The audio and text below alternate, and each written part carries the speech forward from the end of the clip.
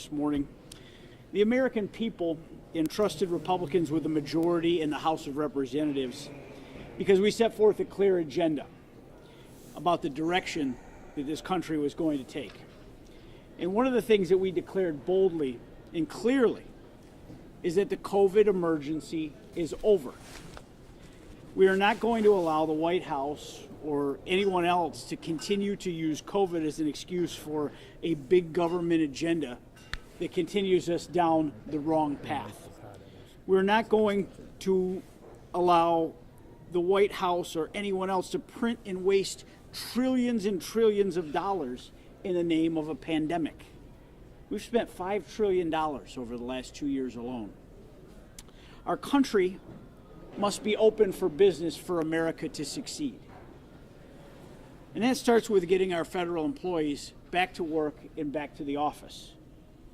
There's no reason why taxpayers should be footing the salaries for workers that are not giving a full effort necessarily on a work-from-home only schedule.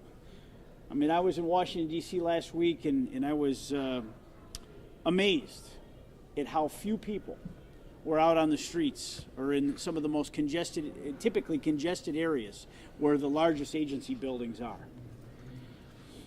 That's why I'm proud to co-sponsor the Stopping Home Office Work's Unproductive Problems Act, or the Show Up Act, as it's aptly named. We're going to vote on this bill this week on the floor of the House, and it will require all federal agencies to return to pre-pandemic telework levels within 30 days, and to submit to the Congress within 6 months a report detailing the impact of pandemic-era telework and its missions.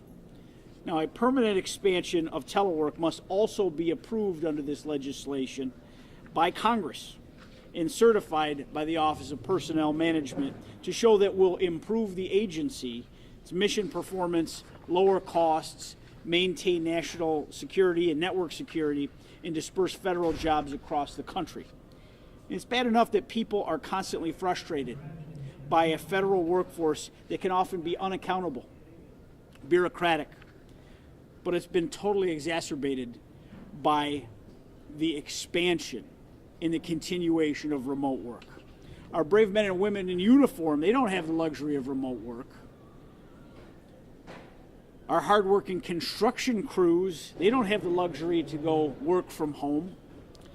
Our workers on factory lines, repairing our roadways or driving our trucks for our food and our supplies, they don't have the luxury of remote work. Our healthcare workers, who not only haven't had the luxury of remote work, but they've been callously handed pink slips and fired because they didn't fall in line and get vaccinated. The heroes who were celebrated for being on the front lines during the height of the pandemic were later treated like trash and thrown out on the street because they decided that they were the ones best suited to make their own medical decisions, not Joe Biden, Nancy Pelosi, or Kathy Hochul. And that's why I'm also proud to co-sponsor a bill that will see action this week, the Freedom for Healthcare Workers Act, that we will bring to the floor for a vote, which will eliminate the vaccine mandate for healthcare workers under certain federal healthcare programs. So here in New York, we've seen firsthand the devastating consequences that these mandates have created as a dangerous work shortage that threatens patient care. Every medical facility I have talked to is having drastic staffing shortages. And we've seen hospitals and nurses shouting from the rooftops that their staffing is at a dangerously low level, and that workers who are overburdened in patient care is declining as a result. And this is particularly salient in my district, in the southern tier, in our rural healthcare areas, in southern Erie County, as well as our southern tier counties, where our medical facilities have less workers to call on and less population. So I was proud to join with my colleagues in the New York delegation to urge Governor Hochul to drop the mandate also in New York that's causing these huge staff shortages, and it's stretching hospitals way too thin. From the get-go, these vaccine mandates were wrong and defied logic. We knew without a shadow of a doubt that these vaccines now do not stop the spread. We've seen plenty of spread since the vaccine came out. And it's time to stop the political rhetoric and the dishonesty designed to keep people trapped in fear. It's time for people to get back into their office and back on a normal schedule, get society back where we were back in 2019, and ensure that the taxpayers are getting their absolute best bang for their buck. They invest far too many tax dollars into this government for it to work inefficiently as it does. May I have your attention, please? Because that's who's in charge, the taxpayers. We have to respect taxpayers again in our federal government. And our President, Joe Biden himself, said back in September, right before the midterm elections, but he said that pandemic was over. But then this month he just went and he renewed a public health emergency declaration for the dozenth time. Enough. It's just got to stop. We are just starting to lift the veil on the impacts of these emergency declarations, which are really just a nice name for giving elected officials dictatorial powers in perpetuity. So whether it was Andrew Cuomo putting COVID-positive patients back in nursing homes, or our children being kept out of the classroom and kept in masks at all times, or the $11 billion in unemployment insurance fraud in New York State alone, we are going to get to the bottom of all of this. The American people deserve answers. And I have been appointed to the House Committee on Oversight and Accountability, and I take this assignment very seriously. And our first hearing in early February will be investigating all of the fraudulent money that was pouring out of our government in the name of COVID-19. It's unconscionable what happened, and there absolutely needs to be accountability and answers given to the questions that linger. That's the promise we made to the American people, and we're following through on that promise. The legislation we are taking up this week and next week's hearing are important steps forward in that mission. The American people have not forgotten, and neither have I. So at this point, I want to thank you for coming, and I'd be happy to take any questions that you might have. On the vaccine mandate, realistically, again, knowing the makeup of the Senate, you know where I'm going to go here, and President Biden, do you realistically think if you can get it passed in the House, it would go anywhere? Welcome to divided government, but we are going to pass an agenda, and then the Senate can answer as to why they won't take up any of these items. The American people are done. Everywhere I go throughout Western New York, it's crystal clear with me. They are finished with the emergencies. They are finished with the fear-mongering, and it's time to get back to normal. It's been almost 3 years. 3 years. There are children in school that don't remember what life was like before COVID. But it is absolutely far time that we get back to reality. I mean, our healthcare institutions are absolutely in shambles because of these policies. I stood on those picket lines with the nurses in Rochester as they were just bringing forward the common sense of, we were good enough to take care of you and your family when everyone at the height of this pandemic was in danger. But they and their families put themselves in harm's way because they went to work. And now, because they won't get a government-mandated jab in the arm, that they are thrown to the curb. And now we're going to say that people that aren't willing to take a vaccine that has questionable effectiveness and questionable results and may not be in their own best interest health-wise, that they can't work in this field. People have moved on. You know, very productive nurses and medical professionals, many have moved on to other careers since that fateful decision. And the only one we're costing are the patients. The patients need more medical workers. So we have to get back to work. We have to, I talk to, whether it's, people that, commercial landlords, business owners, restaurateurs, they're all crying out right here in Buffalo for people to get back to the office, because the health of the city, the health of our community, and the health of our economy hangs in the balance. It's awful nice to not have to leave the house and be able to do a lot.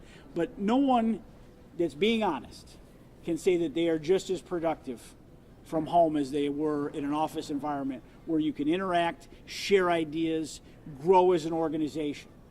We need to get back to normal. Hasn't some of that already been addressed through court decisions and lawsuits and We have a government, and we have a legislature.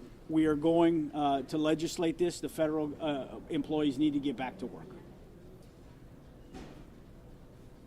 But if the Senate decides that they don't want to go along with this, then they should stand at a podium like this and explain exactly why to the people at home, to the hard-working men and women that have gone to work every single day, to all of those people that have sacrificed, why they don't want to get back to normal.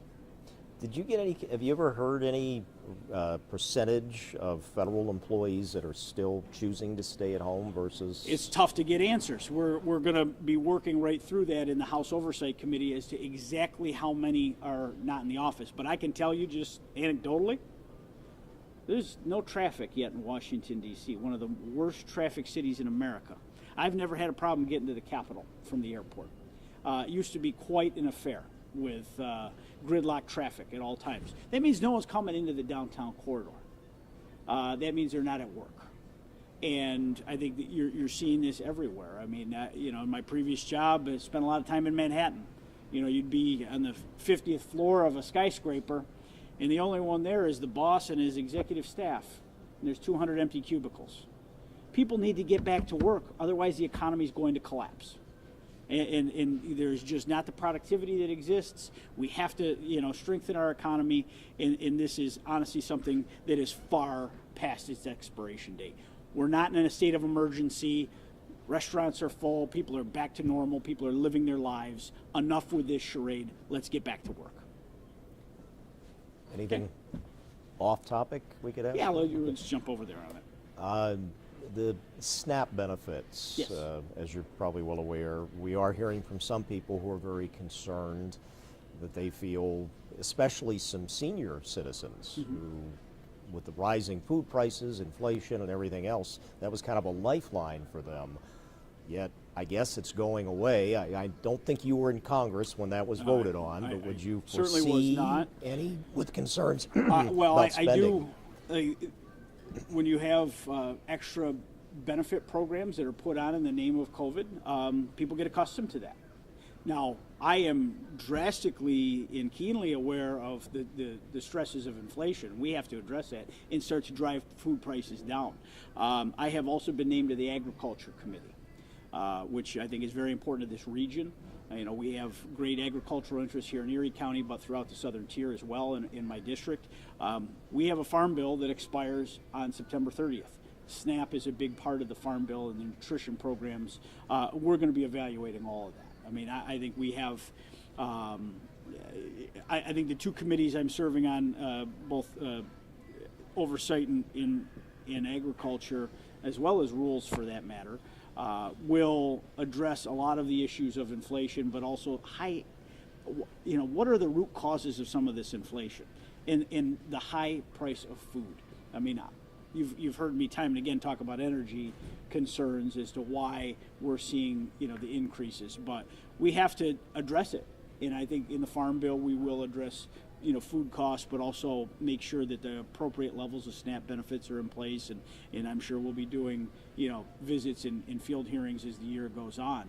It is something that I am gravely concerned about, the impact on seniors and people that have grown accustomed to these programs. But again, the government has also spent $5 trillion in the last 2 years, and we cannot be all things to all people at all times. But we have to get the help to the people that need it the most.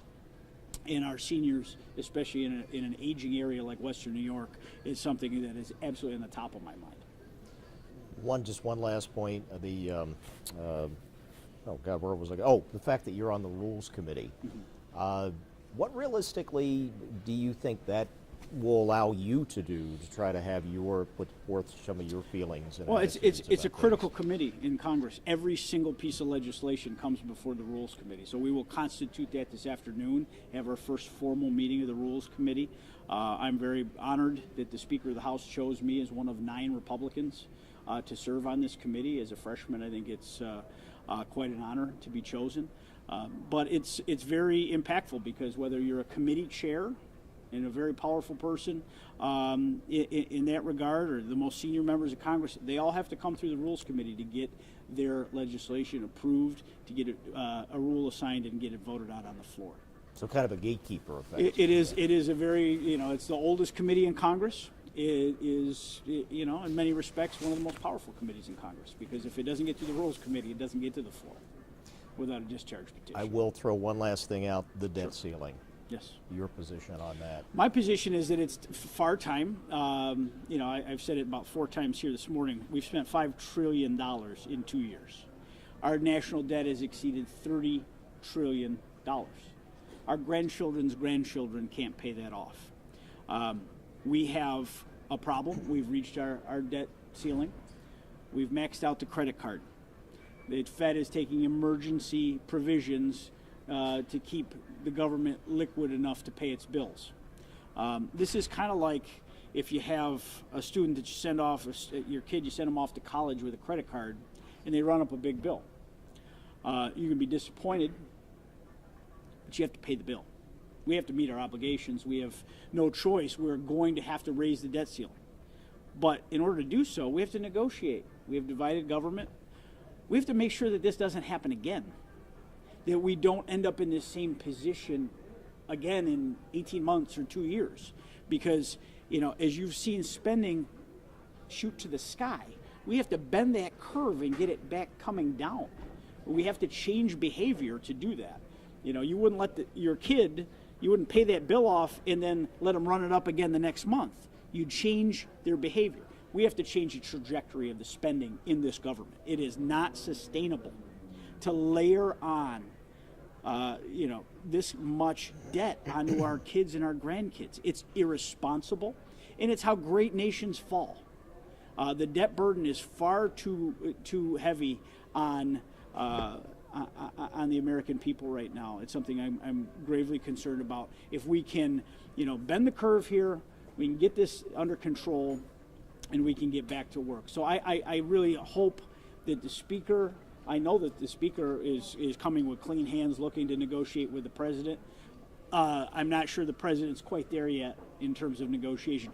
Those negotiations have to happen. This is not going to be just, here's a clean debt ceiling, go ahead, raise the limit, and let the good times roll. We've been elected to lead. It's time that we do. Yeah, and you mentioned that. Are you optimistic about that meeting on Wednesday at the White House? I think it's going to be a good first conversation. I don't believe that you're going to walk out and say all is solved. I mean, this is going to be a longer-term proposition. I will let, if you'll indulge me, one last question. Yes. Your colleague, as you may be aware, Congressman Higgins, is talking about Nexus right now, or I guess he's I saw only that he had a done it. presser this morning. Where would you stand on that about allowing for computer interviews as opposed to try to clear up this backlog? I think whatever we can do that is investigated and safe would. I haven't read his full proposal. I just saw that he was having the press conference. But if we can do that in our law enforcement agencies, because this is a very serious designation, as you are letting people come in and out of the country freely, basically pre-cleared. As long as law enforcement would sign off that this was a safe alternative, I would be all for it. But obviously you got to go through the details on that. But I think if we can innovate things, save taxpayers time while ensuring safety, security, and that is not compromised, I think it could be a very good proposal. Back to spending for a second. How do you see any effect on Social Security, Medicare? What do you think will happen? I read some comments that the Speaker made yesterday, and he says we're going to take those right off the table right now. The Social Security and Medicare are a promise that the government has made to the American people. And it is really something that we have to be there and make sure it is there for all of those that depend on it. So this is not something that, and listen, there'll be people out there that propose all sorts of crazy suggestions. As far as I'm concerned, that's not one of them. Social Security and Medicare, we have to preserve and strengthen and make sure it is there for those that need it and depend on it. Okay. Thank you for us. Thank and you. We're done. And we're going to do it. We'll just, since we get 2 new guys, we'll just. Can we do it against that? Sure. Because we don't see anything. Yeah. We'll do it one more time. Yeah. Oh. Big two. Let's try to make it big. We're fine. Who needs a camera? Who needs a microphone back? I will. You want it back? Thank you guys for coming. All right, thank you. For him.